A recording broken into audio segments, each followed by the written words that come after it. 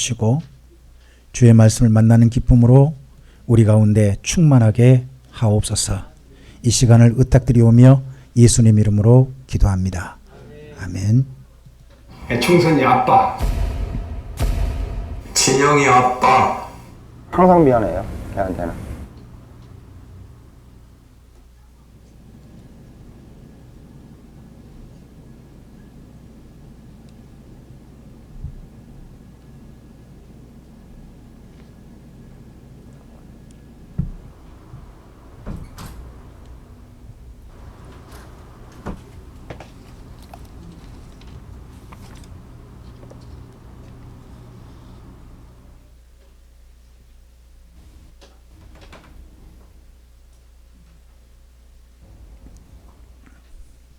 이 영상은 한 은행에서 자기 그 은행을 홍보차 만든 홍보 영상 중 시리즈물 중에 하나입니다.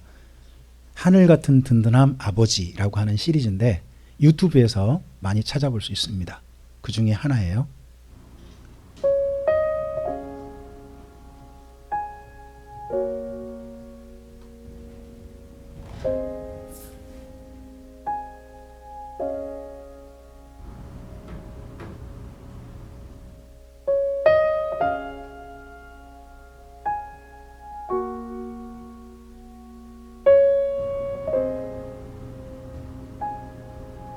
충선이 아빠, 김용봉, 나 신왕철 아빠 신현기. 이영근입니다. 큰아들이. 저 영우 아버지 되는 사람입니다. 조유섭 아빠. 진영이 아빠. 성함은 김성복. 생각나지요. 그 아들, 딸만 낳다가 아들 가졌는데 요번에도 딸이 못할까 했는데 네 엄마, 아빠, 동생한테 신경 써주고 고맙고. 부모로서 이렇게 뭔가를 충분하게 해줘야 되는데 그런 것도 못 해주고 그래서 참 마음이 아픕니다. 아들이라는 것은 어느 누가 바꿀 수도 없는 것이고 크게 뭐 도와주지도 못했고 했는데 그들이 알아서 잘 커가지고 계속 부족한 게 부모 마음 아닐까요? 죽는 순간까지. 그런 제가 그런 마음으로 살고 있어요. 계속 부족한 거예요. 너무 엄하게 했던 게 그게 좀 미안해.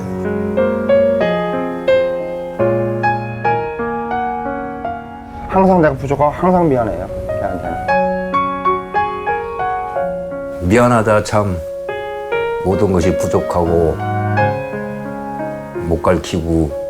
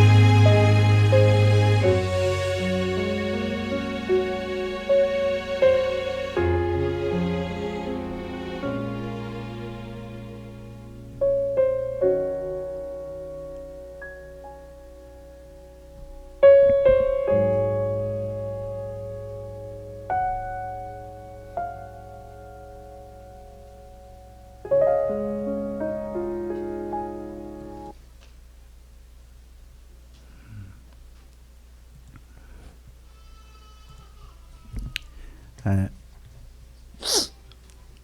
5월 달에 그 예배를 다시 이제 우리 함께 드리면서 가정의 달, 가족과 함께 하는 거에 대해서 한번 5월 전체를 채워봤습니다. 그런 가운데 마지막 5월 마지막 주 5번째 주까지 있었잖아요. 그래서 함께 만나면서 한 분 아버지를 생각해 보고 싶었습니다. 그건 하나님 우리 아버지입니다. 그래서 성경 속에서 특히 복음서에서 아버지 이야기를 나누고 싶어서 이리저리 살펴보다가 전에 보았던 영상이 하나 좀 생각나서, 이게 제가 전에 보았던 영상이거든요. 이게 한 개가 아니에요. 몇 개 있거든요. 여러분 한번 찾아보세요. 나중에 하늘 같은 든든함이라고 유튜브에 검색하시면 여러 개가 떠요. 저 은행에서 참 잘 만들었어요. 그러니까 전부 다 진솔한 이야기들이니까 한 번쯤은 좀 보시는 게 괜찮을 것 같아요.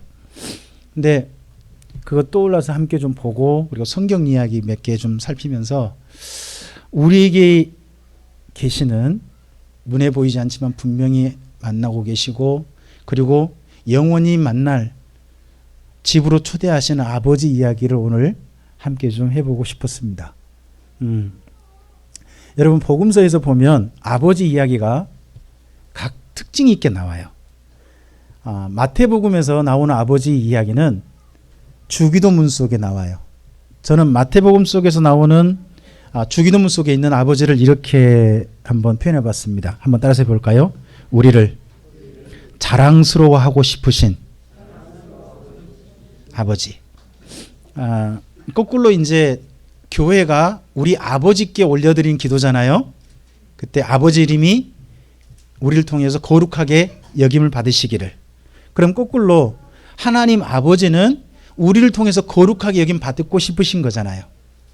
그래서 저는 주기도문 속에서 마태복음에서 제가 생각했던 우리 아버지는 우리를 자랑스러워하고 싶으신 아버지, 우리 때문에 자랑할 거리가 있고 싶으신 아버지, 그런 아버지에 대해서 생각하게 됐습니다.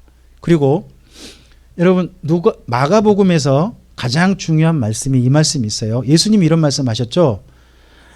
인자가 온 것은 섬기면 받으려 한 게 아니고 섬기려 하고 심지어 자기 목숨을 많은 사람을 위해서 내주시려는 예수님이시라고 이야기하십니다. 그런 예수님을 보내신 분이 누구신가요? 우리 아버지시죠. 그래서 저는 마가복음에서 만난 우리 아버지는 이렇습니다. 따라서 해볼까요? 목숨까지 주셔서 사랑하시는 아버지. 그게 제가 마가복음에서 우리가 발견할 수 있는 하나님 우리 아버지라고 생각합니다. 그리고 오늘 저와 여러분이 만나게 될 누가복음에서는 이런 아버지죠. 오늘 뭐 다 얘기됐습니다만 한번 따라서 해볼까요? 잃어버린 아들을 기다리시는 아버지.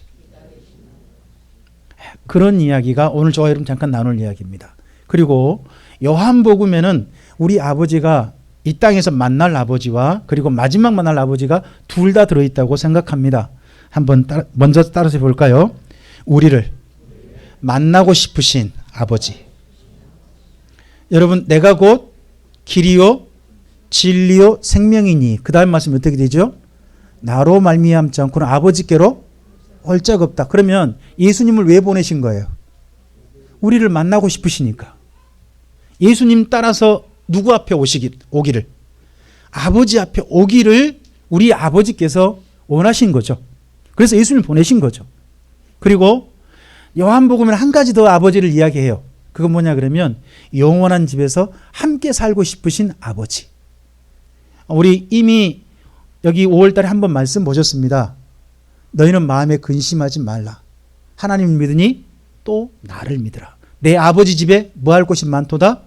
거할 곳이 많도다. 내가 아버지 집에 가서 너희 거할 초소를 예비하면 너희를 나 있는 곳에, 그곳이 어디예요? 아버지 집이죠. 아버지 집에 초대해서 그곳에서 함께 하겠다.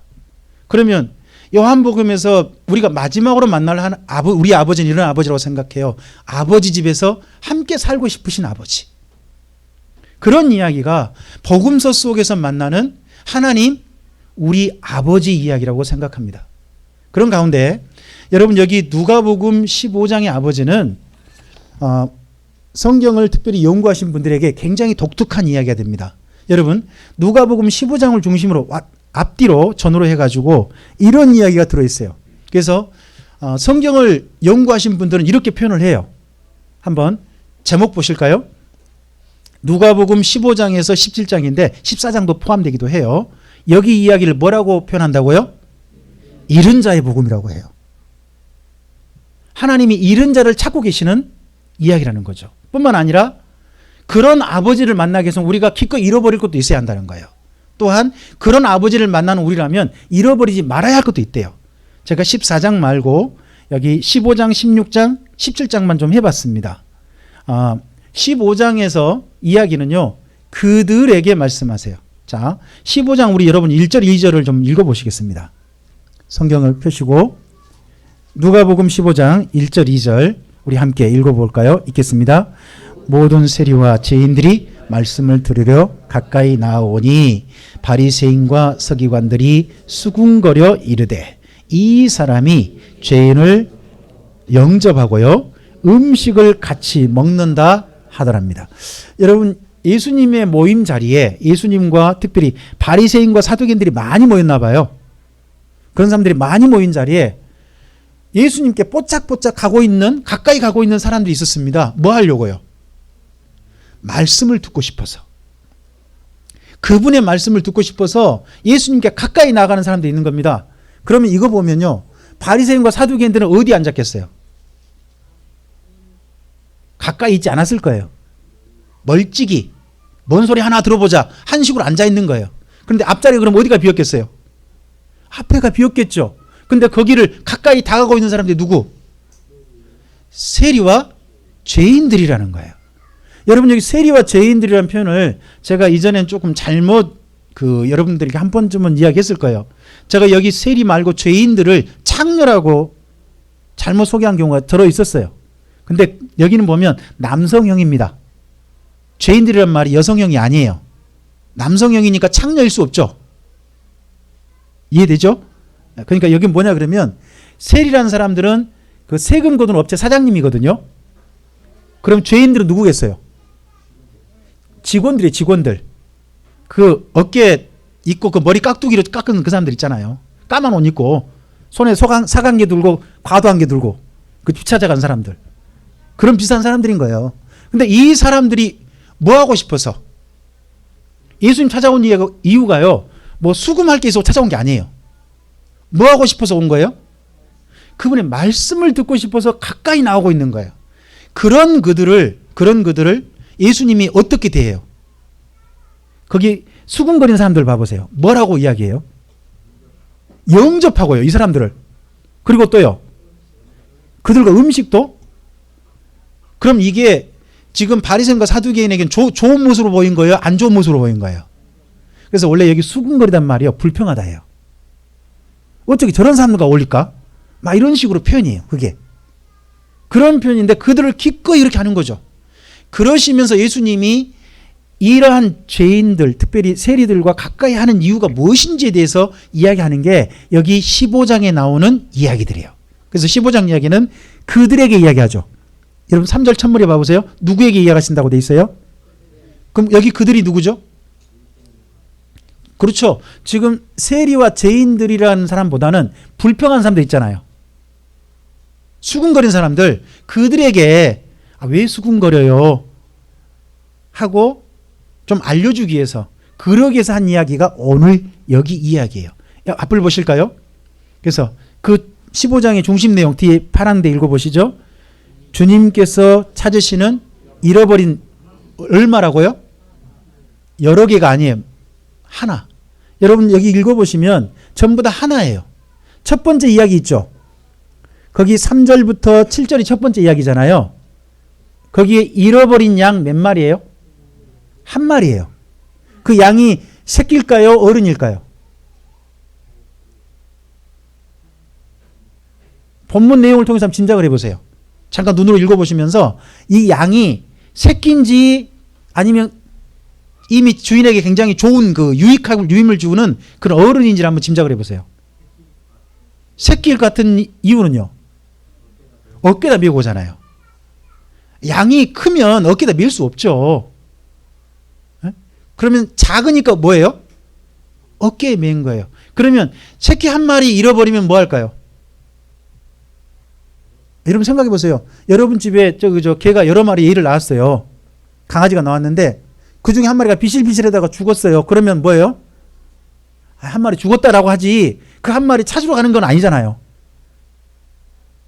지금 어른이 아니라 새끼인데 뭐 한 거예요?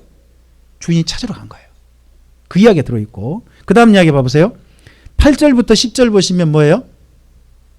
동전 몇 개예요? 드라크마 몇 개? 1개 잃었다고 그러죠. 동전 1개. 동전 1개 찾아놓고 뭐 했대요? 사람들이? 한 과부가 동전 1개, 어떤 여자가 동전 1개 찾아가지고요. 그걸 찾으니까 사람들 모아가지고 뭐 했다고? 함께 즐거워했대요. 여러분 여쭤보겠습니다. 100원짜리 하나 찾았다고 사람 다 모아놓고 야 100원짜리 내가 찾았다? 함께 즐거워하자. 여러분 그런 거 보면 뭐라고 그러실래요? 네? 좀 정상적이지 않아 보이지 않아요? 근데 이게 뭐냐 그러면요. 이 여인에게 보통 그 당시에 동전 여기 하나라는 것은 뭐냐 그러면 원래 결혼식 예물로 주는 그런 거라고요. 일반 동전이 아니라 어떤 여인에게 자기 남편이 뭘 준 거예요? 예물로 준 거예요. 근데 예물로 줬는데 우리는 금목걸이 이런 거 줄 수 있잖아요. 근데 돈이 워낙 형편이 안 되니까 뭐를? 동전 10개를 목걸이로 만들어 가지고 주는 거래요. 그 당시 그런 혼례품이 많았다고 해요. 근데 그 중에 뭐를 잃어버린 거예요? 1개를 잃어버렸어요. 그럼 한 개가 뭐냐 그러면 그 여인에게는 1개가 아닌 거예요. 남편과 사랑을 기억할 수 있는 특별한 1개인 거죠. 그 1개니까 기어이 찾아서 1개 찾았던 것 때문에 함께 너무 기쁜 거예요. 특별한 의미의 동전이니까. 그리고 그 다음 11절 이야기가 우리 너무 잘 아는 이야기죠. 무슨 이야기입니까? 아들 하나가 나갔다가 돌아온 아들 1명 찾는 이야기, 그 이야기가 여기 이야기입니다. 앞을 보실까요? 15장이 이런 잃어버린 자 이야기예요. 그래서 잃어버린 3개잖아요. 잃어버린 양 1마리, 잃어버린 동전 하나, 잃어버린 아들 1명. 그래서 잃어버린 이야기가 들어있는 거예요. 16장은요. 제자들과 여기 그들에게 말을 하는데 뒤에 읽어보실까요? 우리가 잃어도 좋은 하나. 그걸 이야기를 해요. 이건 잃어버려도 괜찮아. 이건 잃어버린다고 해서 크게 문제될 게 없어 하는 이야기가 16장의 이야기예요. 근데 17장 제자들에게만 특별히 이야기하죠. 제자들에게만. 뒤에 읽어보실까요? 우리가 잃어서는 안 되는 하나. 여러분 이렇게 한번 오늘 가셔서 말씀 한번 읽어보셨으면 좋겠어요. 여기 특별하게 학자들도 특별한 주제로 구성되어 있거든요. 구성되어 있으면서 그렇게 이야기합니다. 그러면서 16장 뒤에 한번 가보세요.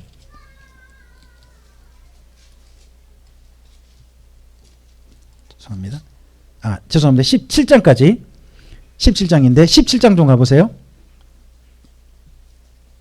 17장 32절 있죠. 17장 32절부터 좀 읽어보겠습니다. 35절까지만 읽겠습니다. 읽어보시죠. 로세처를 기억하라. 무릇 보존하고자 하는 자는 잃을 것이요 잃는 자는 살리라. 내가 너희에게 이르노니 그 밤에 둘이 한 자리에 누워 있음에 하나는 데려감을 얻고 하나는 버려둠을 당할 것이요 두 여자가 한 맷돌을 갈고 있음에 하나는 데려감을 얻고 하나는 이 잃어둠의 이야기, 이름의 이야기가 맨 마지막 예수님의 재림 때 이야기까지 이어져서 17장에서 마무리되어져요. 그래서 14장부터 17장까지 크게 한 덩어리를 해가지고 잃어버린 자의 복음이라고 해요. 그러니까 이 부분은 한번 그러한 전체 내용으로 잃어버렸다. 잃어버림의 이야기를 한번 관심을 가지고 한번 읽어보세요. 상당한 의미가 우리에게 다가옵니다. 누가가 일부러 그렇게 글을 배치한 것 같아요. 근데 그 중에서 오늘 저와 여러분 만나실 누가복음 15장에 아버지와 아들 이야기는요. 오늘 방금 우리가 읽으셨던 것처럼 이야기의 원인이 세리와 죄인들이 예수님께 가까이 나오는 것 때문에 시작된 이야기입니다. 누가 있었습니까? 수군거리는 사람들이 있었습니다. 그러면 수군거리는 사람들에게 이해시키기 위해서 한 겁니다. 이해시키기 위해서. 여러분 우리도요. 누구랑 가까이 하는 것이 다 온전히 다 좋을 수는 없습니다.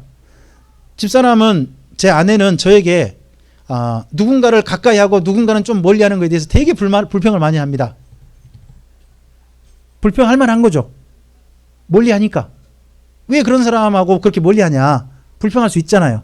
그런 것처럼 예수님께서도 바리새인과 사두개인들이 죄인들이 예수님께 다가오는 것을 불평하니까 왜 그걸 불평하세요라고 설명하기 위해서 한 비유입니다. 그럼 여쭤볼게요. 이 비유 중요한 좀 생각을 좀 가셔야 돼요. 여러분, 그럼 이 비유는 불평하는 사람들이 이해되도록 하기 위해서 한 비유일까요? 못 알아들으라고 한 비유일까요?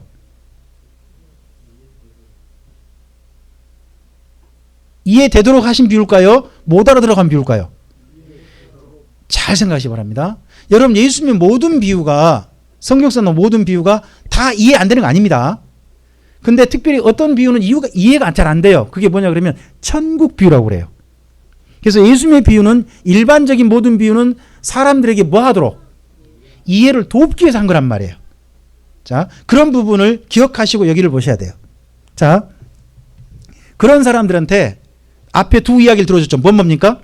양과 동전 이야기를 들어줬습니다. 그리고서 아버지와 아들 이야기를 꺼냅니다. 여러분, 사실 신약 성경의 예수님의 이야기는요, 구약 성경 한 군데를 가져온 겁니다. 어떤 소스를 삼아가지고 이 이야기로 각색해서 하신 겁니다. 그게 뭐냐 그러면 야곱하고 유다 이야기입니다. 여러분, 야곱에게 아들이 몇 명 있죠? 몇 명 있어요? 12명 있잖아요. 근데 그 중에서 10명의 아들이 한 명 팔아버렸죠. 요셉 팔잖아요. 팔아버렸을 때 그 아버지 야곱이 집에서 누구 생각하면서 맨날 울어요? 요셉 생각하면서 맨날 울어요. 그거 못 참고 집 나가는 가출하는 아들이 있었어요. 누가 집을 가출했죠? 유다가 가출했어요. 유다가 가출해서 얼마나 살았을까요? 가출해서 몇 년 살았어요? 성경은 시간은 나오지 않아요. 근데 나가서 뭔 일을 해요? 결혼도 해요. 얘도 낳았죠. 아이 3명 낳잖아요. 3명 낳아서 또 3명도 심지어 뭐 보내요? 장가도 보내요. 장가. 그렇죠. 장가도 보내는데 큰 놈이 장가 가서 어떻게 돼버렸어요? 죽어버렸어요. 그래서 둘째에게, 그 당시에 형사취주라는 게 있으니까 둘째에게 너의 큰형 대신에 형수하고 결혼해서 형의 대를 이어라 했더니 둘째도 죽어버렸어요. 그래서 몇 명 남았어요? 1명 남았는데 이 며느리가 아무래도 사람 잡아먹으러 우리 집 들어왔나 보다 해가지고 셋째하고는 결혼도 안 시키고 그러고 있다가 셋째가 어느덧 컸는데도 이 며느리가 결혼 안 시키니까 며느리가 시아버지를 속이죠. 자기가 창녀인 것처럼 해가지고 누구랑 관계를 가져버려요? 아들하고 아니라 시아버지와 관계를 가져버려요. 그래가지고 얘기가 2명 태어났다는 이야기가 성경에 나와요. 그러고 난 다음에 유다는 여전히 집을 나가 있을까요? 집에 돌아왔을까요? 그런 일 있고 난 다음에 유다가 집으로 돌아와요. 그런 일 있고 난 다음에. 그러면 그런 일을 겪으면서 유다가 누구를 깨달은 거예요? 아버지의 마음. 자기 아버지의 마음을 깨닫고 돌아온 거죠. 그러고 난 다음에 아버지를 위해서, 심지어 아버지가 사랑하는 베냐민을 지키기 위해서요, 자기 목숨까지 내놓는 사람이 유다가 됩니다. 누구를 위해서? 아버지를 위해서. 그런 사람의 이야기가 구약성경 창세기 들어있어요. 그 이야기를 소수 삼아서 예수님께서 하신 이야기가 오늘 이야기인 거예요. 여러분, 아버지가 부자래요. 부자인데 아들이 몇 명이에요? 2명밖에 없어요. 2명밖에 없는데 나중에 아버지 재산 나누면 재산을 어떻게 나눌까요? 예, 큰아들은 몇 목? 2개. 작은 아들은 1개예요. 이걸 아버지 돌아가실 때 보면 큰아들은 그걸 동생한테 줄까요? 자기가 다 가질까요? 모르죠. 나눠줄 줄지 몰라요. 그러다 보니까 둘째가, 아버지가 어떻게 계실 때, 살아 계실 때 뭐하라? 아버지 나한테 줄 재산 있으면 난 미리 주시오. 미리 달라는 거예요. 미리. 여러분, 그런 아들한테 재산 주시겠어요? 괘씸하다 그러시겠어요? 이 세상에 아버지가 돌아가시도 않았는데 자기는 유산 물려달래요. 참 좀 그러잖아요. 근데 그 아버지가, 이 아버지가 기꺼이, 속이 어쩌실지 모르는데 큰아들한테 큰아들 몫을 주고요, 작은 아들 몫을 줬대요. 그러면 큰아들은 몇 개 받은 거예요? 일단 2개 받았어요.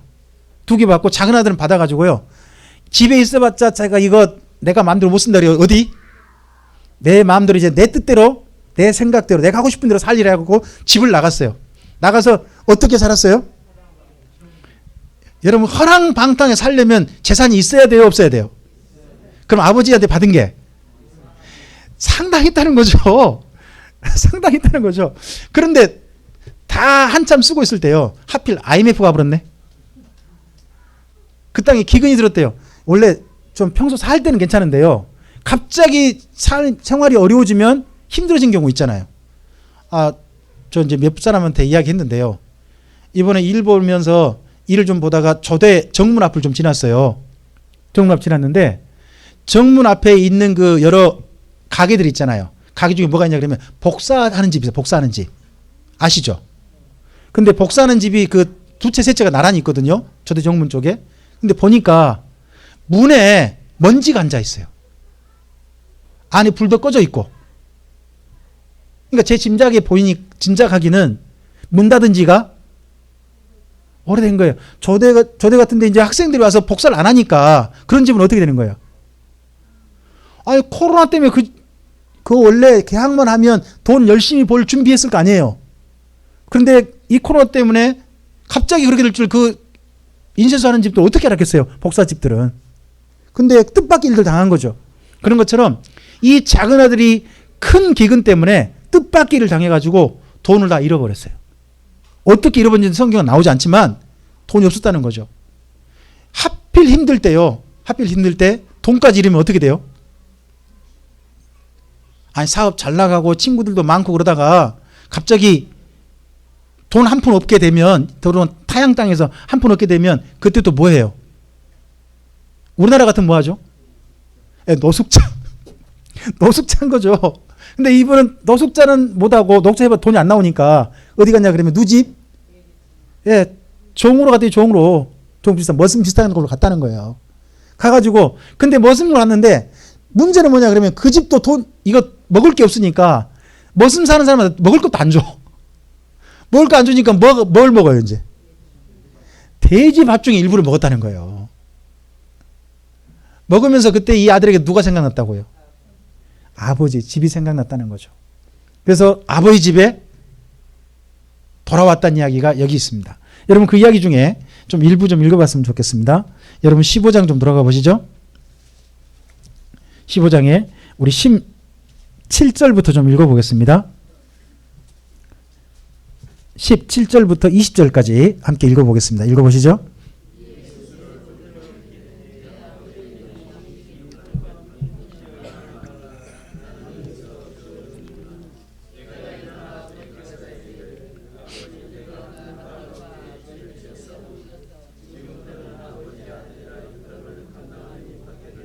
나를 품꾼의 하나로 보소서 하리라 하고 이에 일어나서 아버지께로 돌아가니라. 아직도 거리가 먼데 아버지가 그를 보고 측은히 여겨 달려가 목을 안고 입을 맞췄다는 겁니다. 여러분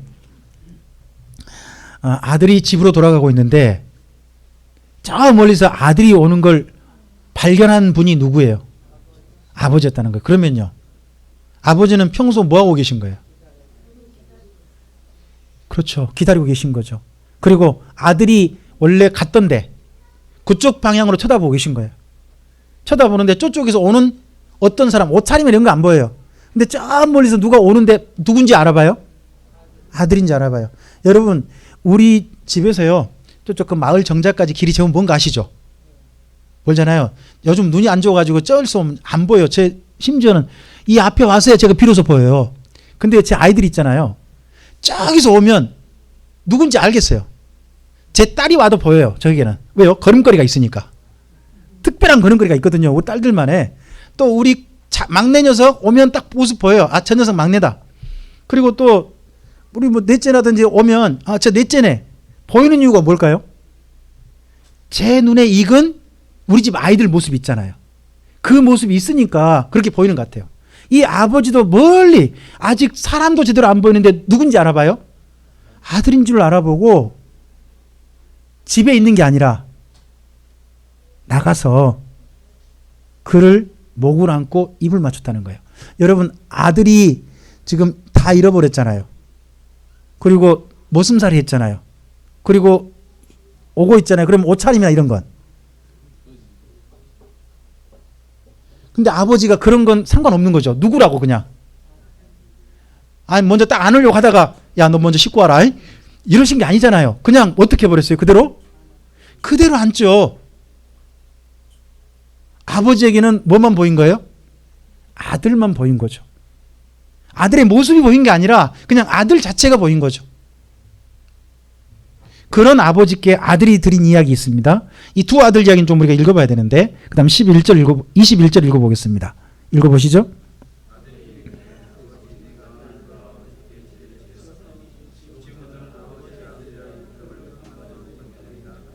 자, 거기까지 읽어보시고요. 두 번째 아들, 그 맏아들 이야기가 좀 있습니다. 여러분 25절부터 좀 읽어보겠습니다. 읽어보시죠.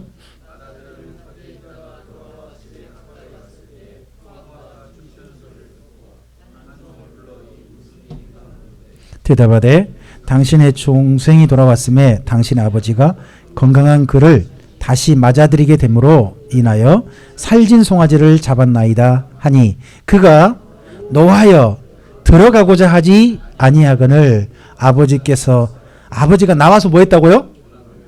큰아들은 그거 뭐 한 거예요? 지금 밖에서요? 1인시 한 거죠. 나 못 들어가. 내가 이 집에 왜 들어가? 나 저 잔치는 다 참여 안 해. 하고 밖에서 있는 거예요. 근데 누가 나와서 권해요? 여러분, 이 아버지에게 두 아들은 여전히 둘 다 아들인 거예요. 여러분, 이 아버지가 돌아온 아들만 사랑한 거 아니에요. 누구도 사랑해요? 집에 있는 아들도 사랑하는 거예요. 큰아들도. 사랑하니까 아버지가 나가서 권했잖아요. 그 다음 읽어보겠습니다. 29절입니다.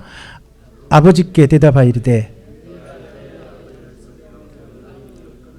내게는 염소 새끼라도 주어 나와 내 벗으로 즐기게 하신 일이 없더니 아버지의 살림을 창녀들과 함께 삼켜버린 이 아들이 돌아오매 이를 위하여 살진 송아지를 잡으셨나이다. 아버지가 이르되 예 너는 항상 나와 함께 있으니 내 것이다 내 것이로되 이 동생은 죽었다가 살아났으며 내가 잃었다가 얻었기로 우리가 즐거워하고 기뻐하는 것이 마땅하다 하니라. 여러분 거기 32절에 우리 있죠. 우리가 즐거워하고 기뻐하는 것이 마땅하다 할 때 그 우리가 누구예요? 아버지요. 큰아들이에요. 큰아들 너도 뭐 하자고요? 함께 기뻐하자는 거죠. 큰아들 너도 좀 함께 기뻐하자. 이 이야기인데 이 이야기를 읽기 위해서는요. 이 이야기 위해서는 어디로 돌아가셔야 돼요? 1절, 2절로 돌아가시는 거예요. 예수님 왜 이야기를 하셨어요? 누구에게 지금 하신 거예요? 바리새인과 사두개인들이 지금 하신 이야기예요. 예수님께 누가 다가온 것을 세리와 죄인들이 다가온 것을 누구도 함께 기뻐하자고요. 바리새인과 사두개인 당신들도 함께 뭐 하자고요? 함께 기뻐하자는 거예요. 아버지께 돌아왔으니까 함께 기뻐하자는 거예요. 저는 교회는 이래야 한다고 저는 생각해요. 주님의 사람들이 다가오는 것을 누구든지 기뻐하고 즐거워할 수 있는 것이 교회한다고 생각해요. 여러분 이 이야기를 한 걸음 더 나가서 누가는 왜 이런 이야기를 특별히 마음에 담았을까? 자, 세리와 죄인들이 있잖아요. 세리와 죄인들이 남자예요. 그럼 여자 중에서 이스라엘 민족이라 할지라도 하나님께서 싫어하신다고 생각했던 여자가 누구예요? 창녀예요. 그러면 혹시 이런 말씀 기억나세요? 교회가 권해도 말 안 들으면 나중에 쫓아내고 난 다음에 누구처럼 여겨라? 세리와 창녀와 누구처럼 여겨라? 이방인처럼 여겨라. 하는 게 마태복음에 나와요. 그러면 세리와 창녀와 동급이 누구예요? 이방인이에요. 자, 누가복음은 누가가 썼잖아요. 누가가 이스라엘 민족인가요? 아니에요. 누가가 누구예요? 이방인이에요. 그럼 이스라엘 민족에게 누구 같은 사람이에요? 세리와 창녀 같은 존재로 취급받는 사람이 누가예요? 그런 누가인데 예수님께서 누구를 기쁘게 맞아줬다는 거예요? 세리와 그 죄인들을 기쁘게 맞아주시잖아요. 또 그들이 다가온 걸 뭐 하자고요? 기뻐하세요. 그러면 누가라는 사람이 예수님을 믿고 하나님께 다가오는 것을 기뻐해 줄 분이 누구시라는 거죠? 우리 예수님이시고 하나님 아버지시라는 거 아니에요. 또 그렇게 다가온 걸 누구 보고 기뻐하자고 그런 거예요? 유대인들 보고. 함께 기뻐하자고 한 거예요. 여러분, 아버지께서는 주님의 사람들이, 주의 밖에 있는 사람들이 돌아온 것을 기뻐하자고 하는 거예요. 또 생각해 보셔야 돼요. 여러분, 두 아들 다 사실은 못난 아들들이에요. 여러분, 제일 못난 아들이 누구예요?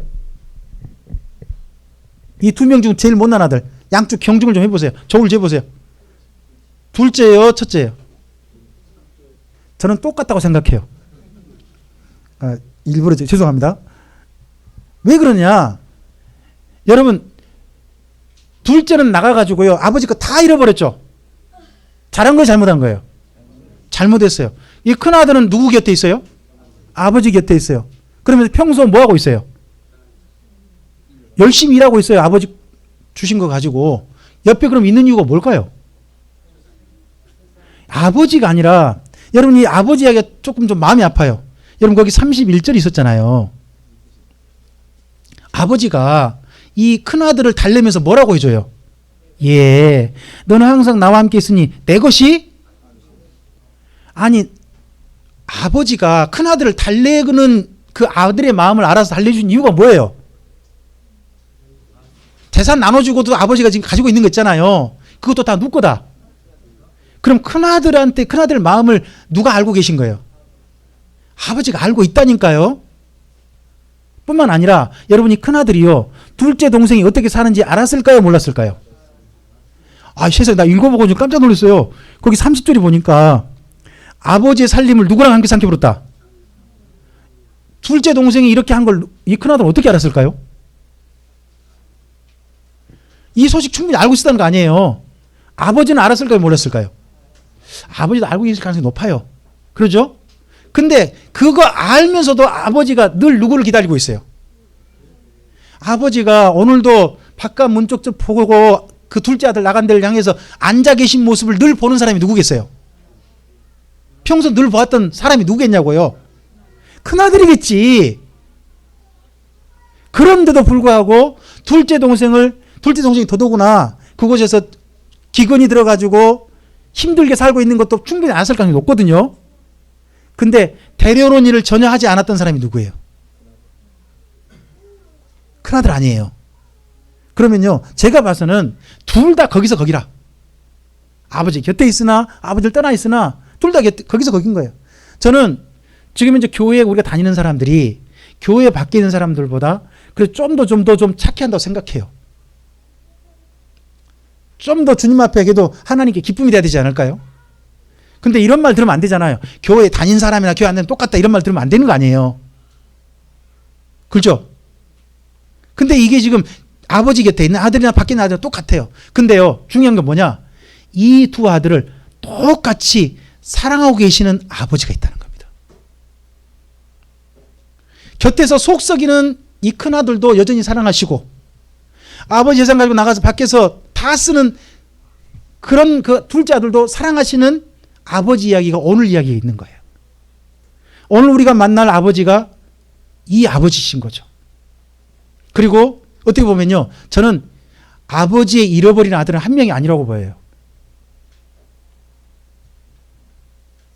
집 나간 아들만 잃어버렸을까요? 아버지 곁에 있는 그 아들은요, 아버지가 안 보이고 아버지의 소유만 보인 거 아니에요. 아버지는 없어져 버린 거 아니에요. 소유만 보여버린. 아버지는 두 아들 다 잃어버린 아들이라고 좀 보여요, 제게는. 오늘도 아버지께서는 문을 열고 아들이 아버지께 오기를 기다리신다고 저는 생각합니다. 우리가 누군가를 주님께로 초대하고 전도하는 일이 그래서 필요한 겁니다. 우리가 아버지께로 열심히 나가고 진심으로 나가고 사랑하고 나간 것도 정말 중요한 일이고요. 또 우리를 통해서 누군가가 아버지께로 오도록 돕는 일도 정말 중요합니다. 왜요? 집 안에 있는 아들이나 집 밖에 있는 아들이나 아버지께로 오는 것을 기다리고 계신 분이 저는 우리 아버지라고 생각합니다. 그런 아버지께 진심으로 나아가서 그 아버지와 한 가족이 되어지는 우리가 되었으면 좋겠습니다. 여러분, 마지막으로 한 가지 좀 생각 한번 해보십시다. 우리 신앙생활 속에 하나님 아버지가 보이는가, 아니면 아버지께서 가지고 계시는 소유가 내게 보이는가? 이건 잘 생각해 봐야 됩니다. 우린 이미 아버지 품 안에 들어온 사람들이잖아요. 맞습니까? 그럼 옆에 계신 분한테 한번 좀 그렇게 이야기 좀 합시다. 이미 우리는 아버지 품 안에 있습니다. 그런 우리들에게 보이는 게 아버지가 보였으면 좋겠습니다. 자꾸 주님의 품 안에 있으면서도 그 주님 아버지가 보이는 게 아니라 아버지가 손에 뭘 가지고 계신지만 손만 보는 그런 게 된다면 참 답답할 것 같습니다. 우리가 주님 안에서 아버지가 보여서 아버지를 뵙는 신앙생활로 아버지와 함께하는 신앙생활로 앞으로 오늘 이후 이어지게 되기를 주님의 이름으로 축복합니다. 기도하겠습니다. 주님 감사합니다. 함께 주의 말씀을 드렸습니다. 참 철없는 두 아들, 속 썩이는 두 아들을 여전히 사랑하시고 품에 안으시고 함께 기뻐하고 싶으신 아버지를 대합니다. 아버지 앞에 여전히 못나고 모자라고 속 썩이는 우리들이 있지만 그래도 사랑하시는 아버지께 감사합니다. 오늘도 우리를 품에 품고 싶어 하시는 아버지를 보여주셔서 그 아버지와 만날 수 있는 기회를 열어주심에 또한 감사를 드립니다. 오늘 이후 우리의 삶 속에 그런 아버지와 함께 만남이 이어지도록 주님 도와주시옵소서. 뿐만 아니라 우리를 통해서 아직 아버지를 시선을 맞추지 못하고 내가 즐기고 싶은 것에 시선을 맞추어서 인생을 허비하고 있는 많은 이들이 아버지를 뵐 수 있도록 그 시선을 돌려 아버지를 볼 수 있도록 돕는 우리들이 되게 해 주시옵소서. 주님의 선하신 손길이 오늘 이후 아버지와 함께한 우리 삶 속에 이어질 줄 믿사오며 예수님 이름으로 기도합니다. 아멘.